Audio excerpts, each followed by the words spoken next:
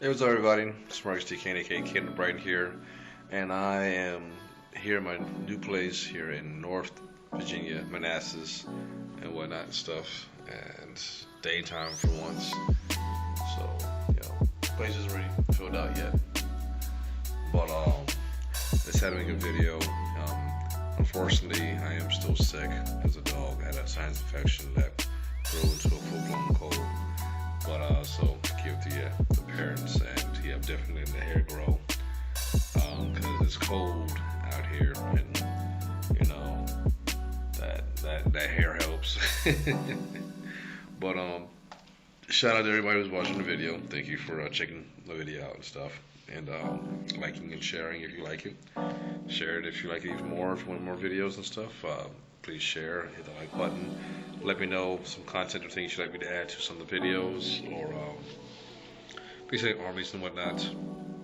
And but yeah, so today I basically want to give a shout out to a friend of mine in Poland named Michael Kowalski.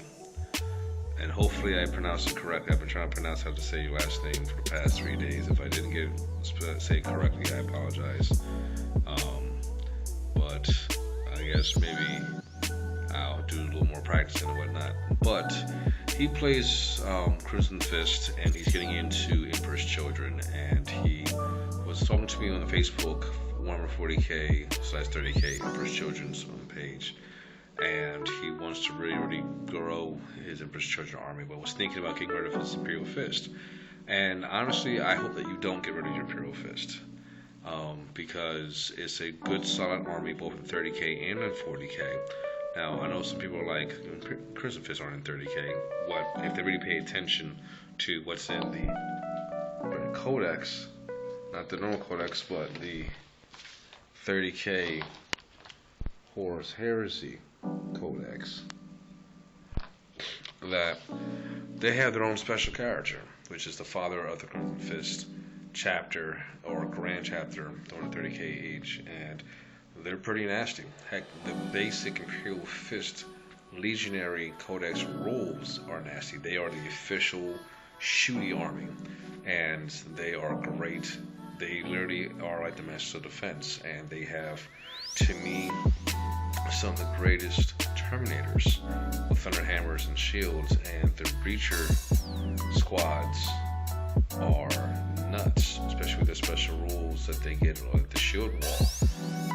Any model that has a Storm Shield or a Breacher Shield that is touching at least 2 other models, or within coherency of 2 other models that are also equipped with the same type of shield of either of the 2, their toughness goes up to 5.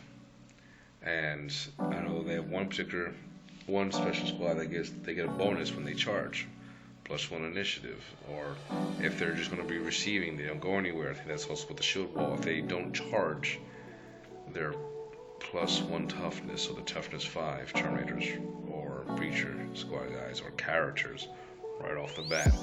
The Legion itself also has a +1 ballistic skill to all bolter weapons, both pistols, bolter gun, combi bolter, storm bolter, heavy bolter, that awesome bolt weapon that's on the vehicles and stuff. All Imperial Fist bolter gun weapons, whether you are a normal model of a squad, character, or a vehicle, you have +1 ballistic skill to hit, which also applies to your Overwatch.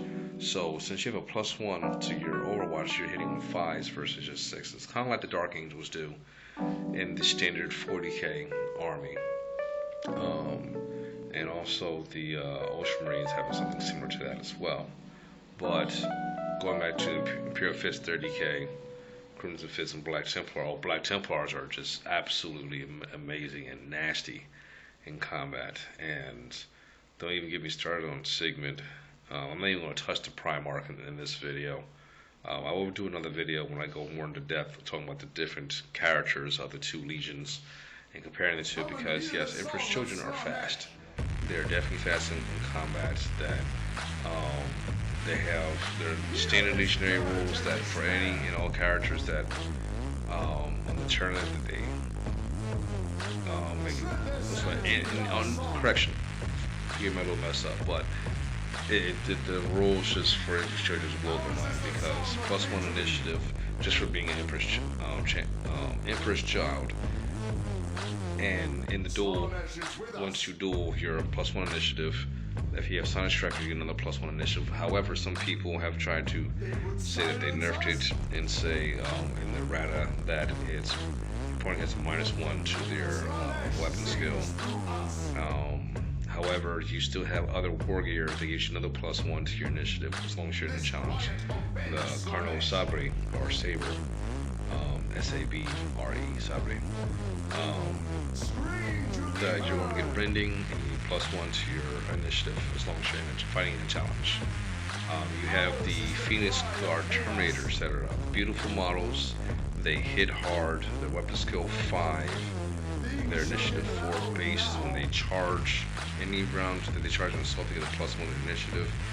And also they get their bonuses just for being your first children. For that, if they're in the challenge, they get another plus to their bonus. So now you're going to turn off the initiative 6. You're saying hi Eldar, and you smack the Eldar almost around the same time they're hitting you and other characters. They're Phoenix Spears. When you charge, +1 strength, AP2. You know, and then in the following rounds of combat, if you're still stuck in combat, you're now AP3. So it's like, you know, you hope that you hit really hard and really fast. However, they have a bonus that for that unit and any other units that's within 6 inches of at least one model of the Phoenix Guard Terminators, they count as winning a combat if it would have been a draw. So if you draw with anyone in combat, you automatically win combat because you are your renowned special rule ability. It's just absolutely amazing. They have one of my favorite in-game characters, fluff-wise. I hate the guy, but in-game, to me, he's the perfect proxy for if you want to make up Blood Ravens. To me, Emperor's Children are currently until the 1,000 Suns, which will be coming out soon and stuff. Forge World and others have been promoting 1,000 Suns a lot, which means Space Wolves will also be coming out as well. But Lord Commander Ilodin, he has that amazing rule, Thunderous Charge. You know, you take that, which is a great rule. You can basically proxy him as Gabriel Angelos or my favorite Captain Diomedes. Every turn that you assault with him, he, number one, has a special warlord trait that him and all surrounding units within 12 inches get +1 to their runs, their assaults, and their sweeping advances, +1 at all times. It's called a coordinated assault. I think that's the special rule. Thunderous Assault special rule basically allows him to attack at initiative, at his own initiative, in the turn that he assaults with his Thunder Hammer. You're getting about 5 or 6 attacks at strength 8, and he's weapon skill 6 or 7. And Thunder Streakers, whether you're going normal play, getting that +1 initiative. If you're going competitive tournament play with Errata, your opponent's at -1 weapon skill against him. He, to me, is a character hunter now. Like, he's a straight up headhunter. And you can also have him take out various vehicles and whatnot. Throw him against different dreadnoughts or even monstrous creatures and not really flinch because he's going to be hitting on 3s, killing most things on 2s. His weapon's also master crafted, so you can be rolling that. He has the Artificer Pistol, strength 6, AP3, master crafted, 12-inch shot. That's pretty nasty. If you put him with the right characters or even librarians boosting up his stats or abilities, he becomes a very, very nasty headhunting assault character. The Palatine, or as I like to call the Palpatine Blades, but the Palatine Blade Squad of Emperor's Children, they're pretty cool. great, beautiful models. Um, they come with the Carlos Sabri blades, so it's basically, they get, it's like chainsaw, but they get rending, and they get +1 on the turns that they charge in combat, and they get a +1 when they're in a duel. That you can give them the whole squad, things like 15 points for the whole squad. Same thing with the Terminators. You take the Sonic Strikers, which makes them even nastier in combat. For 5 points, you can give each model in the squad a power weapon, or precisely a power sword, or a power lance. 5 points, or for 10 points, they just become absolutely ridiculous with the Phoenix Spears. And you can give them jetpacks. You give the whole squad jetpacks, and they would just wreck almost whatever you throw them at. And if you put, to me, I would put the Lord Commander out in that particular squad and just send it wherever you need to go. And they all come standard with artifice armor, so all have 2-up. They have 2-up save, and they're just pretty nasty. And they can all take what's the word? Volcade chargers for those extra auto hits and things. So they're kind of like having Necron tech. However, them versus Black Templar Brethren, that's a very, very tough fight right there, because all the Black Templar Brethren are champions of different chapters of Imperial Fist, and then they have like a company champion, and then there's the champions.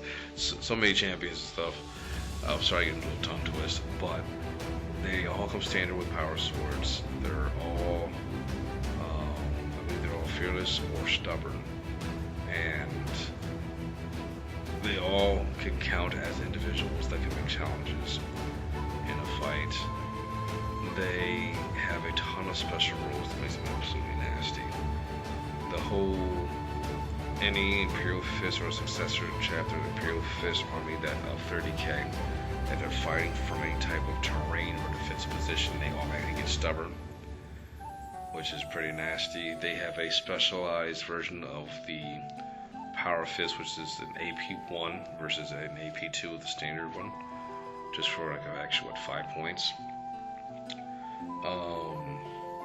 Their Terminators act just like the Terminators that we have standard 40k with the Thunderhammers, but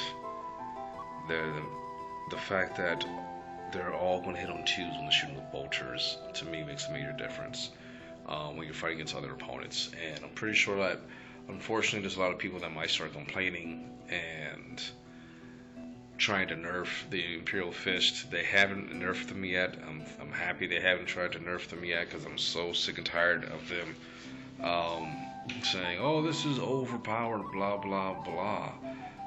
This is the time of epic characters and legends and whatnot, and if you really take a step back, and even if you throw out the fluff, the 30k Space Marine Legionary armies are quite expensive. I'm not even talking about how expensive the models are for Wars World, whatnot. I'm talking about in-game is a balanced army that costs a lot. So the Legion's army, unless you're going to spend a lot of points to maximize cheap units, you're going to have a smaller army than most 40k armies. You're not going to have a ton of formations and things. You're not going to have access to a bunch of chapter relics and of special items that's going to boost up characters and armies and whatnot and things. However, yes, there are certain Legion-specific special items that you can get, but they're not major game changers like most 40k armies and stuff. Most 40k armies that are, especially our Space Marines, are higher tier than most 30k stuff. 30k stuff is very cool. Yes, you get access to all types of cool engines and tanks and armor and even the Primarchs. However, you're not really going to be able to play with Primarchs unless you're at a higher point game. And people get all mentally flustered and stuff and say, oh, it's a pretty different game. I said, no, actually, if you look on the back of the book, it says an expansion. And an expansion is also a supplement book. And for all those people who like to play Black Legion, the Crimson Slaughter, the Champions of Fenris, Clan Roken, or any of the other supplement books they have for any of the armies, those are expansion books. 30K is an expansion of 40K using the same core rulebook. It's a different codex, and it's still the same game. Yeah, there's a ton of fluff involved. It's 10,000 years in the past in a made-up game. Come on, really. I know there are some people who try to say that there are certain list combinations that are absolutely brutal. You can say the same thing for all the 40K army lists and stuff. Most of the 30K/40K games that I have played myself or even seen played on the internet are very balanced, because they can always go either way. And also it comes down to the basic dice rolls. Yes, you can try to maximize spam certain particular lists and things, but however, most of those players you're not going to run into. And if you do, do your best to absolutely slam them to your best of your ability. If you can't, then you can't. It is a game in the end.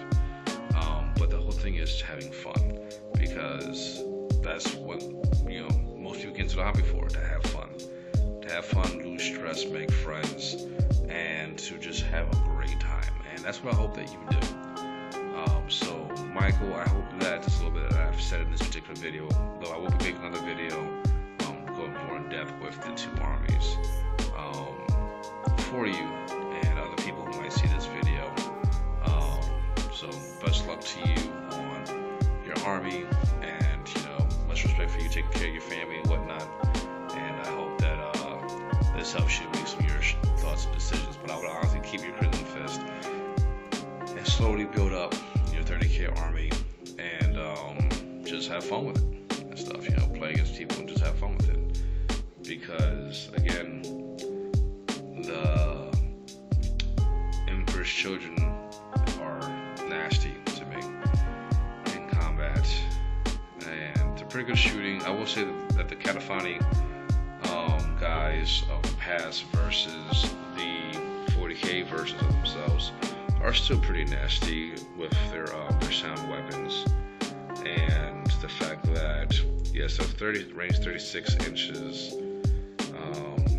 Their salvo weapons. However, there's that one special rule that they gave them now versus the 40K guys, because the 30K guys have a special rule that basically for every, you need to mark down every unsafe wound that is done on the unit, so that at the end of the shooting turn, they have to make a leadership test. It's not a fear test, it's just a standard leadership test, because it's affecting their brains and because of all the sound and havoc that was happening to them. And they take but there's a minus to their leadership, and it's either leadership minus of every wound that they suffered. And then if they fail that, for every point that they failed the leadership test, they take 1d6 AP2 wounds against the unit, and they don't get cover saves against that. That's nasty to me, and pretty cool at the same time, because it's kind of like the sound waves are still bouncing around in their heads and stuff, and basically their heads explode, or their bodies explode, or they have crazy spasms or gasms or whatnot that they die from. So it is a pretty interesting squad that you can use for, I think it's 135 points for 5 guys who all have those special weapons and a bunch of other special rules. Let's see. Oh yeah, so, and I also want to go into another subject, since we're hitting the 20-minute mark, so I'm going to wrap this up pretty quick. I will be going up against a few other people out here in Manassas in the very near future. We have Sam McHughes. I hope I said your last name right. Or I should say Sam M. with his Space Wolves since he's getting back into the hobby and stuff. So welcome back to the hobby, Sam. Thanks, for hitting me up on Facebook, and I've known you for a few years and stuff. I think about 6 years, and looking forward to seeing what your Wolves of Fenris do, since you will be playing against my Manticore's Legion's Iron Company.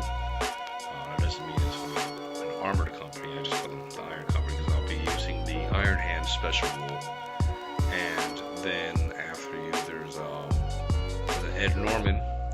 You'll be having a pure 30k battle of my Manticore's Legion versus his Iron Warriors.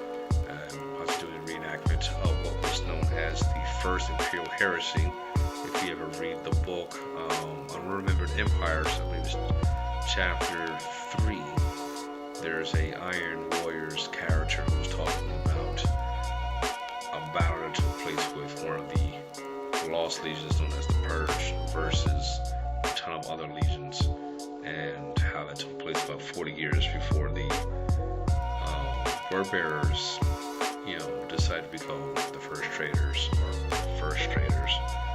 and which was about 160 to 100 years before Horus also turned. So we're going to have a nice 30k matchup of about 2,000 points each at a place called, I think it's called Titan Hobbies in Games. That might be the hobby shop we'll be playing at for that. Then there's Yuna Yudori. I've challenged you in your Black Templars army.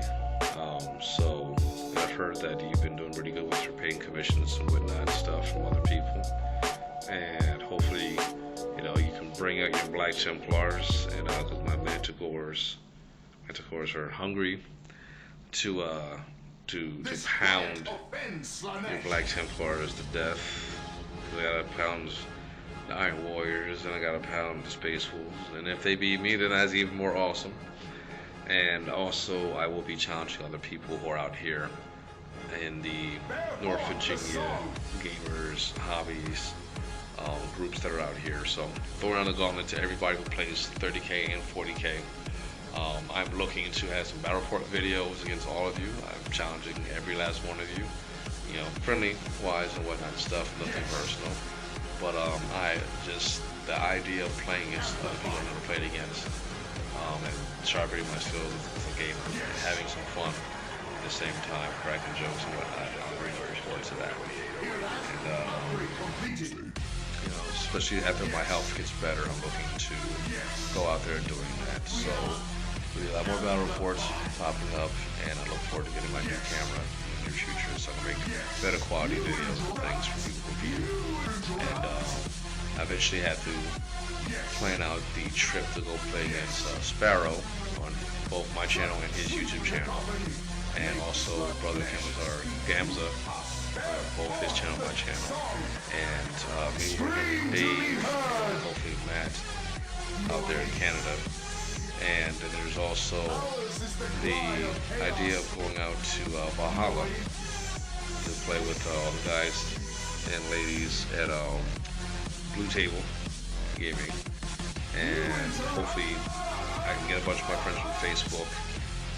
What I want to do is try to get a bunch of people who I know from Facebook who live in different places, and we all just plan a trip for a weekend to go to one particular place and get some major gaming in over a whole weekend, and have it be a bunch of team battles, all record for Facebook and whatnot, and YouTube, and basically just to have a great, absolute, wonderful time and whatnot. So that's what I'm hoping to try to coordinate with a bunch of people over time.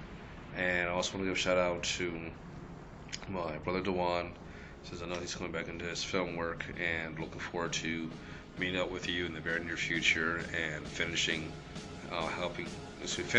working on the live action anime film that you were putting together, and a bunch of other people. Also coming back to the cosplaying world of things, and rejoining the D&D League and Pathfinder League, the checking out the different art groups that are out here. Eric Moran doing his thing, a bunch of other people, and really giving life to the cosplay hobby world and lifestyle and whatnot, which is absolutely great, wonderful thing. And I want to give a shout out to all the people who are in the anime manga society of thing. I know the Magic the Gathering players. You people are absolutely awesome in all your nerdy ways, and I am really looking forward to seeing my graphic novel / manga being brought to life, by some really awesome artists who are working on some things. And to Brother David Williams, who is doing his thing with all his TV shows and all the film work that he's been doing, web series. His brother Reggie, who's been doing a great and awesome job on Gotham. Getting ready to wrap up season 2, so I get ready for season 3. You guys are doing a great and awesome job on that. To Rosalind Mickens, I look forward to having lunch with you in the near future and get some work done. And to all my other friends and family that are out there, I love you greatly, love you dearly. Take care. And I'll get my butt back in the gym once my health is better, and I'll be hitting that gym hard, very hard, because I just lost 2 weeks out of the 3 months I have to get stuff done, taken care of. So yeah, we're gonna get this popping. So Camera Brain signing off. And and if you love the horror stuff, I got a lot more awesome stuff coming your way. If for those of you who have been reading some of the short stories I've been posting up, and working on the anthology graphic novel. I've actually changed my graphic novel into an anthology book of short stories. So yeah, I got some stuff. Love you all.